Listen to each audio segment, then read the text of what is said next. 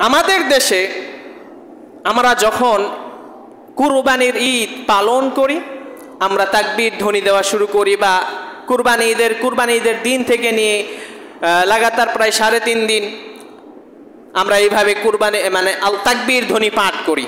তো আমাদের দেশে যেটা হয়, প্রত্যেক মসজিদে সালাতের পরে শুধু আল্লাহু আকবার আল্লাহু আকবার, লা ইলাহা ইল্লাল্লাহু আল্লাহু আকবার আল্লাহু আকবার ওয়ালিল্লাহিল হামদ, শুধু সালাতের পরে অনেক মসজিদে শুধু সালাতের পরে তাকবীর ধ্বনি দেয়, আর সারা দিন তাকবীর দেওয়ার কোনো খবর নেই।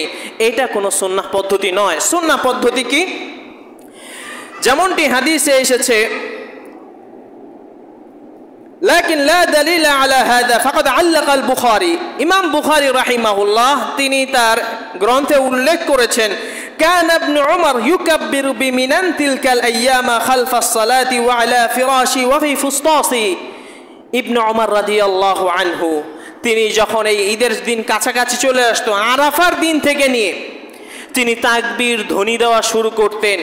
তিনি সালাতের পর ধ্বনি দিতেন, বিছানায় শুয়ে থাকা অবস্থায় ধ্বনি দিতেন, বিছানায় শুয়ে থাকা অবস্থায় তাকবীর পাঠ করতেন, আল্লাহু আকবার আল্লাহু আকবার, লা ইলাহা ইল্লাল্লাহু আল্লাহু আকবার আল্লাহু আকবার ওয়ালিল্লাহিল হামদ। রাস্তা দিয়ে হাঁটতেন, তাকবীর পাঠ করে হাঁটতেন।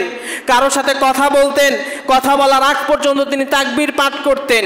এইভাবে প্রতিটি ক্ষেত্রে তিনি তাকবীর পাঠ করে চলতেন। তাহলে সুন্নাহ নিয়ম হলো যে সব সময় আরাফাতের দিন থেকে নিয়ে যতদিন পর্যন্ত পালন করতে হবে ততদিন পর্যন্ত সকাল বিকাল রাত শুধু যে সালাতের পরে তাকবীর ধ্বনি দিব, বিষয়টি এমন নয়, বরং প্রতিটি ক্ষেত্রে প্রতিটি সময়ে আপনি বসে আছেন, আল্লাহু আকবার আল্লাহু আকবার, লা ইলাহা ইল্লাল্লাহু আল্লাহু আকবার আল্লাহু আকবার ওয়ালিল্লাহিল হামদ, এইভাবে তাকবীর ধ্বনি দিতে হবে। তারপরে ঈদের সালাতে